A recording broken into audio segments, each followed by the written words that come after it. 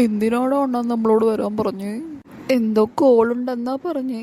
ആ പിള്ളേരെ അണ്ണൻ നിങ്ങൾക്കൊരു കൊട്ടേഷൻ തരാനാ വിളിച്ചത്. എന്ത് കൊട്ടേഷൻ അണ്ണാ? കൈ തല്ലിടിക്കാനാണോ അതോ കാലാണോ? അതിനൊക്കെ ഞങ്ങളിവിടെ ഉണ്ട്.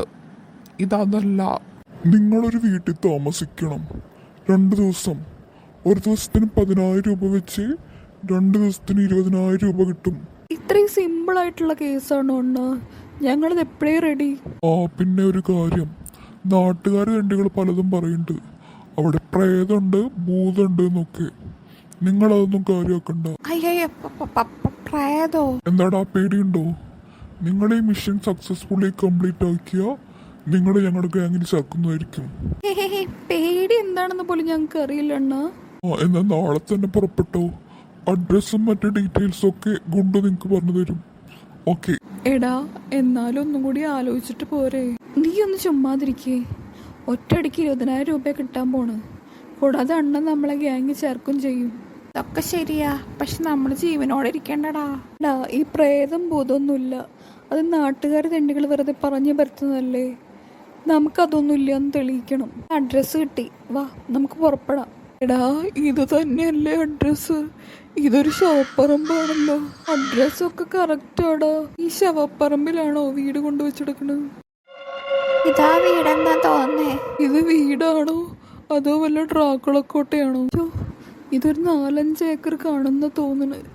കണ്ടിട്ട് തന്നെ പേടിയാവുന്നു. എടാ, നമുക്ക് എന്നാ തിരിച്ചു പോയാലോ? എടാ, ലാസ്റ്റ് ബസ്സും പോയി. ഇനി നമ്മൾ ഇന്നിവിടെ തങ്ങാതെ നിവർത്തിയില്ല. വാഗത്തേക്ക് പോവാം. എടാ, ഇത് ശരിക്കും ഒരു ഡ്രാക്കുളക്കോട്ട തന്നെയാടാ. ആ ഫോട്ടോയിലിരിക്കുന്ന ആളെ കണ്ടിട്ട് തന്നെ പേടിയാവുന്നു. ഫോട്ടോ കണ്ടാൽ തന്നെ പകുതി ജീവൻ പോവും. നമ്മുടെ റൂം മുകളിലാന്നാ പറഞ്ഞ്. വാ, അങ്ങോട്ട് പോയി നോക്കാം. ഡാ, വേണോടാ, നമുക്ക് തിരിച്ചു പോയാലോടാ. നീ ഒന്നിങ്ങോട്ട് വാടാ. വാ, മോളിൽ പോയി നോക്കാം. സ്റ്റെപ്പാകെ വിജൃംഭിച്ച് കിടക്കുകയാണല്ലോടാ.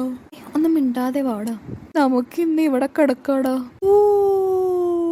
ഇതാണ് ഒരു സൗണ്ട്. എന്തോ അങ്ങോട്ട് പോയ പോലെ. അത് ഇതും പറയാതെ കിടന്നുറങ്ങാൻ നോക്ക്. ഈ ദീപം ഇവിടെ കത്തിച്ച് വെക്കാം.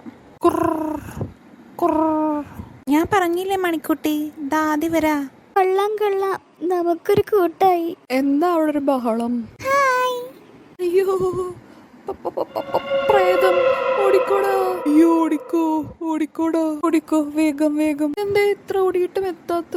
ദാമു, നമ്മളിപ്പോഴും നിന്നടുത്ത് തന്നെയാണല്ലോ. ഒരടി പോലും മുന്നോട്ട് പോയിട്ടില്ല. നിങ്ങൾക്ക് പോവാൻ പറ്റില്ല. നിങ്ങൾ പോണെങ്കിൽ ഞാൻ വിചാരിക്കണം. അയ്യോ, നാട്ടുകാരെ ഓടി വരണേ, ഞങ്ങളെ പ്രേതം പിടിച്ചേ. പ്രേതം ഭൂതം എന്നൊക്കെ വിളിച്ച് എന്റെ സ്വഭാവം മാറും, കേട്ടല്ലോ. ക്ഷമിക്കണം മാഡം, ഞങ്ങൾ അറിയാതെ ഇവിടെ വന്ന് കയറിയതാണ്. ഞങ്ങളൊന്നും ചെയ്യല്ലേ. 2 പട്ടിണി പാവങ്ങളാണ്. ഒരാൾ 20,000 രൂപ തന്ന് ഇവിടെ 2 ദിവസം താമസിക്കാൻ പറഞ്ഞു. അതുകൊണ്ട് വന്നതാ, വേറെ നിവർത്തിയില്ലാത്തോണ്ടാ.